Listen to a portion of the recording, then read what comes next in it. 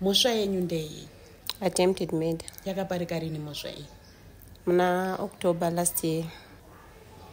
Ati ndaigara nemunin'ina wangu pamba pangu inini. Achibva adanana neumwe munhu aingodananawo naye.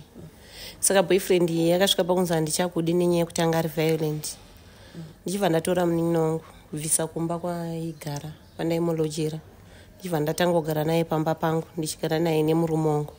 Saka mukomana uyu aiuya pamba pangu achiuya kutothreatena tese inini nemunin'ina wangu. Zvoti ndakatomboenda kumapurisa kwaudzi nenyaya yacho ndichitonoripota, but zvese zvakashaya basa. Svikira takutokwanisa kana kutonorara mumaraini mudzimba dzevamwe vanhu. Aitokwanisa kuti imi misisi wacho ndiye murufurira munin'ina wenyu kuti andirambe.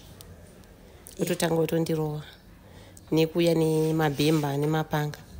Saka dhira zvakazoitika akauya kumba kwangu achibva asvika achibva kwechura pafrench door achibva atora mapendisi emunin'ina wangu nemabhuramba achibva aenda nawo.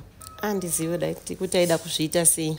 Saka patakazosvikawo mashopu ndakuenda kunotengesa, ndobhoilisa mazai ndichitengesa, ndorosta marashini ndichitengesa kumanheru. Masikati ndiye ndiri pamusika.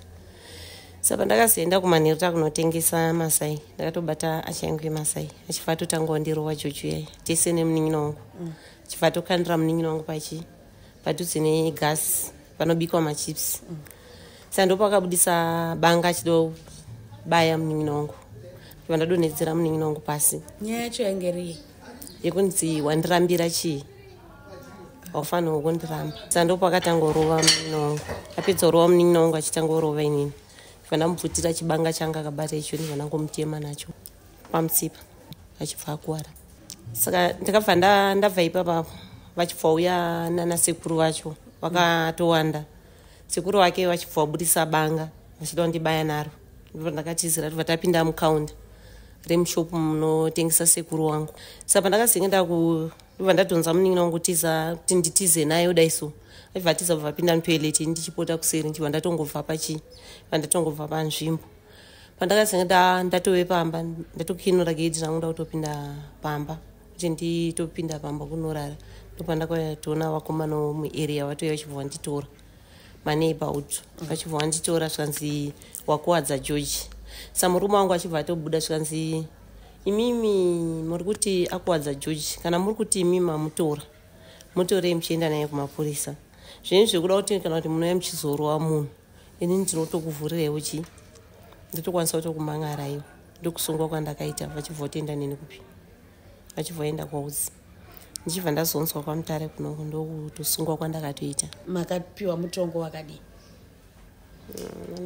Ndakapiwa gore ne5 months. Kakari kekutanga asi ndakambogara muchira. Zvina kundiitira. Ndakazongozvigamuchira papai asi hazvina kundiitira zvoti kana nanhasi hazvichazvanyatsondiitira. Ende pakanyanyondibata ndepoti ini mawitness angu aiziva zvese zvaiitwa naGeorge haana kukwanisa kudaidzwa mukoti.